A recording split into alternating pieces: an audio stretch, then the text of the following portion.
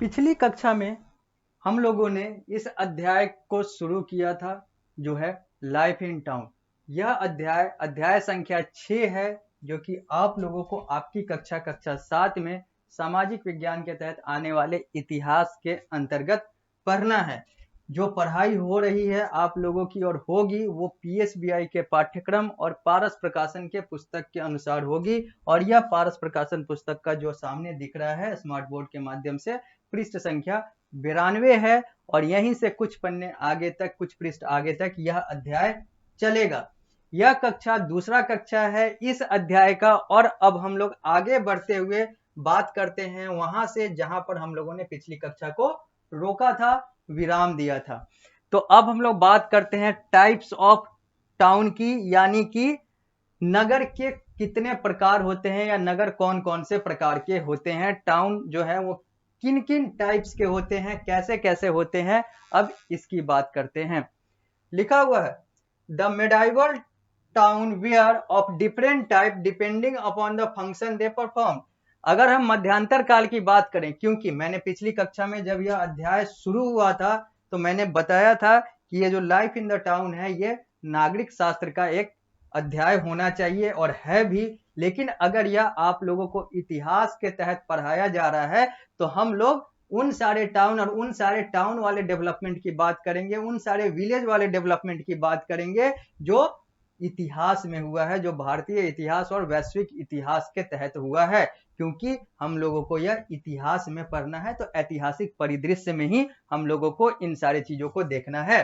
तो लिखा हुआ है कि अगर हम मध्यांतर काल की बात करें तो उस समय जो अलग अलग प्रकार के जो शहर नगर हुआ करते थे वो किस आधार पर अलग हुआ करते थे, तो अपने कार्य के आधार पर, मतलब कार्य के आधार पर नगर जो है वो अलग अलग प्रकार के हुआ करते थे।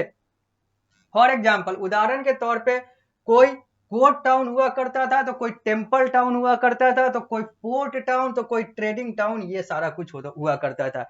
कहीं पर न्यायालय था तो उसको कोर्ट टाउन कहते थे, तो कहीं पर क्या बंदरगाह, तो बंदरगाह वाले जगह को हम लोग पोर्ट टाउन कहते थे, तो व्यापार वाले जगह ट्रेडिंग टाउन कहलाते थे, तो मंदिर वाले जगहों को टेम्पल टाउन का नाम दिया गया था। उसी से इन लोगों को प्रसिद्धि मिली थी, और ऐसे ही अलग अलग तरह के शहर और नगर और भी हुआ करते थे। But sometime a town perform many function, लेकिन कभी कभी एक शहर जो अलग अलग कार्य के आधार पर बटे हुए हैं वो अलग अलग कार्य भी किया करते थे। जैसा कि हम लोगों ने देखा कि एक टेम्पल टाउन है, तो एक कोर्ट टाउन है, तो एक ये टाउन है, तो एक वो टाउन है। अलग अलग तरह के बहुत सारे टाउन है जो अपने कार्य के आधार पर बटे हुए हैं। लेकिन ऐसा नहीं है कि वो सिर्फ एक ही कार्य, अपना ही कार्य करेंगे। अगर आवश्यकता पड़ेगी तो वो बहुत सारे कार्य कर सकते हैं, यानी कि उस नगर में बहुत सारे कार्य हो सकते हैं। सिर्फ अगर श्रद्धा का जगह है वो और टेम्पल टाउन बना हुआ है, वहां पर मंदिर है, तो अगर मंदिर वाले कार्य हो रहे हैं तो इसका मतलब नहीं है कि आवश्यकता पड़ने पर बाकी कार्य नहीं होंगे, वो भी होगा। It might be an administrative center, temple town, a center of commercial activity and craft production. ये भी हो सकता है कि एक जो टेम्पल टाउन है, एक जो श्रद्धा वाला जो शहर है, जो नगर है जहां पर मंदिरें हैं या फिर बहुत बड़ा मंदिर है, वो एडमिनिस्ट्रेटिव सेंटर यानी कि प्रशासनिक केंद्र भी बन सकता है। कॉमर्शियल एक्टिविटी, वहां पर व्यापार भी फल फूल सकता है, और वहां पर क्राफ्ट प्रोडक्शन यानी कि हस्तकला और बाकी सारी हैंडीक्राफ्ट हो या फिर क्राफ्ट जो कला की चीजें हैं वो भी वहां पर फल फूल सकता है।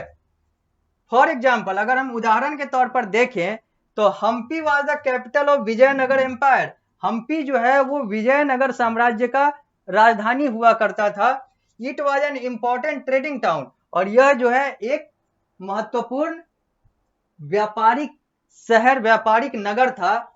Also it was famous for beautiful temple. लेकिन सिर्फ व्यापार की बात नहीं थी, यहाँ पर यह व्यापारिक नगर था, यह व्यापारिक शहर था, व्यापारिक टाउन था। यहाँ पर ट्रेडिंग एक्टिविटी, उद्योग वाले कार्य हुआ करते थे, और उसी के आधार पर यह हम्पी को पहचाना जाता था। लेकिन हम्पी में साथ ही साथ यहाँ पर अलग अलग सुंदर सुंदर क्या थी, तो टेम्पल्स था, यानी कि यहाँ पर मंदिरें भी बहुत सारी थी। तो यहाँ पर हम्पी जो है वो ट्रेड के अलावा अपने मंदिरों के कारण भी जाना जाता था। लाइकवाइज इसी तरह many medieval town had combined function.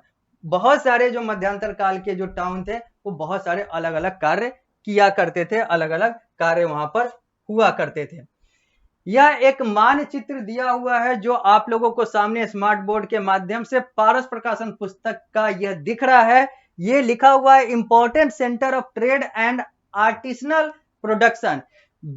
उद्योग और जो कला और इन सारे चीजों का जो प्रोडक्शन का यानी कि उत्पादन का जो क्षेत्र है वो यहां पर दिखाया गया है भारत के परिदृश्य में। यानी कि भारत में वो कौन कौन से आवश्यक केंद्र हैं जो कि व्यापार और कला के उत्पादन के लिए जाने जाते हैं। तो यहां पर कलकत्ता की बात हो रही है क्योंकि उस समय इसका नाम कलकत्ता था।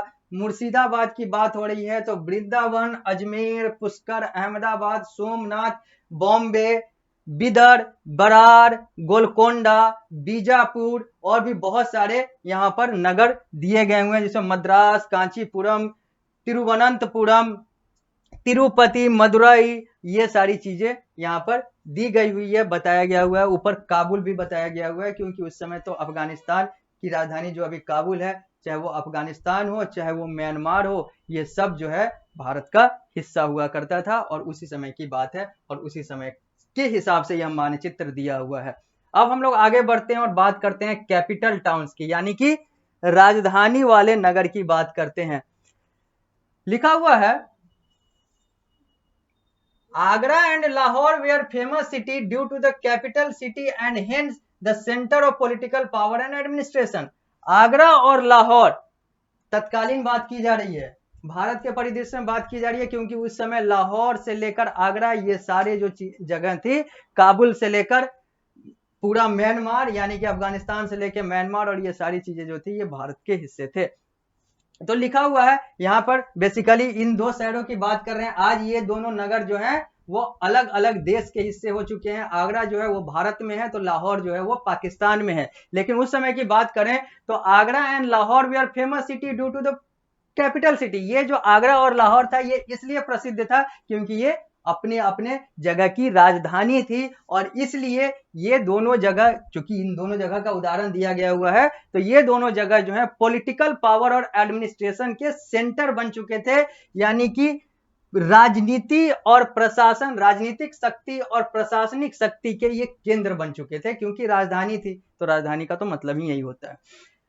Presence of the emperor and aristocrat in the town meant need of variety of services। और अलग अलग जो शासक हैं या फिर वहां पर जो नौकरशाह हैं या फिर जो वहां पर लोग हैं जो राजधानी में बैठकर पूरे अपने राज्य को, पूरे अपने स्टेट को संभाल रहे हैं, तो फिर वहां पर अलग अलग कार्य होते थे। यानी कि चाहे आगरा की बात कर लें चाहे लाहौर की बात कर लें, ऐसे जितनी भी राजधानियां थी वो अलग अलग कार्य वहां पर होते थे क्योंकि सारा कुछ का तो केंद्र यही था।